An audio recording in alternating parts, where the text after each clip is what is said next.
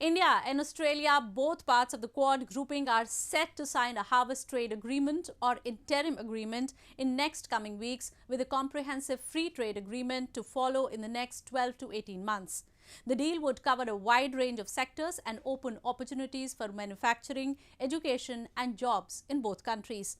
The decision comes after extensive engagements from both sides at all levels, from the top leadership to foreign minister meetings and trade dialogues.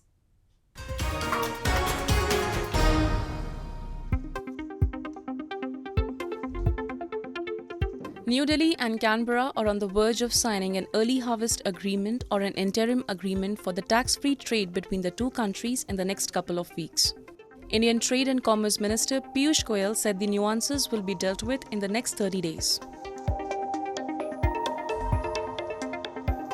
An interim or early harvest trade agreement is used to liberalize tariffs on the trade of certain goods between two countries or trading blocs before a comprehensive free trade agreement is concluded. The trade negotiations between the two received a push after the United States, Australia, Japan and India pledged to set up the Quad group in response to China's economic and military expansion.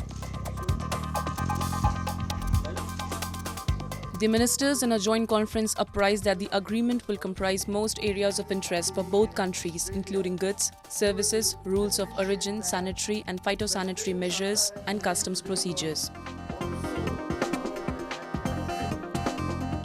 Both sides have been very fair and understanding about the sensitivities that each side has about certain issues. Australia has certain sensitivities, India has certain sensitivities, and the good part of this friendship is that we have respected each other's sensitivities, and the agreement is an agreement which is only a win-win.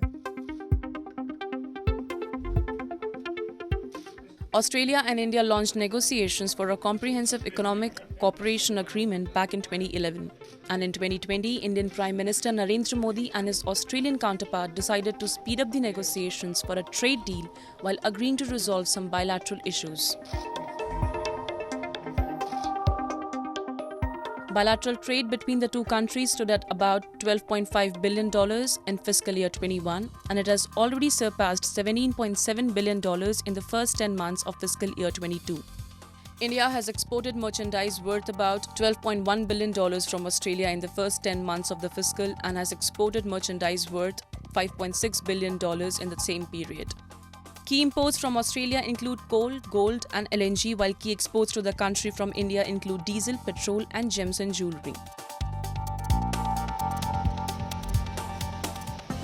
Addressing fears among India's domestic industry and farmers about a bilateral trade pact with Australia, Goyal said both sides have been fair and understood the sensitivities of each other and the deal would be a win-win. The Quad has just added to the strength of the relationship, and I think what we'll see is it will continue to develop and grow and enhance the relationship, not only between Australia and India, but of all countries of the Quad. And, you know, down the track, we have free trade agreements with the United States, we have one with Japan.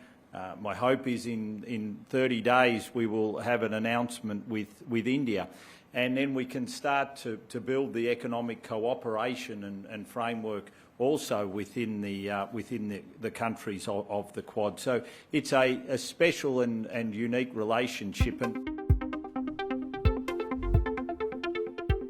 It is not just the trade, but India and Australia have committed to enhancing their cooperation at all levels, including the security and the spillover effects of the pandemic. Foreign ministers of Australia and India, along with the US and Japanese foreign ministers, had promised to increase cooperation on cyber threats and counter-terrorism too last week. The grouping is aimed at countering the challenges posed to the free navigation in the Indo-Pacific due to the growing hegemony and belligerence of China. They committed to bringing words into action hereon, and it is expected that the next leadership summit might see a major decision-making at grouping front.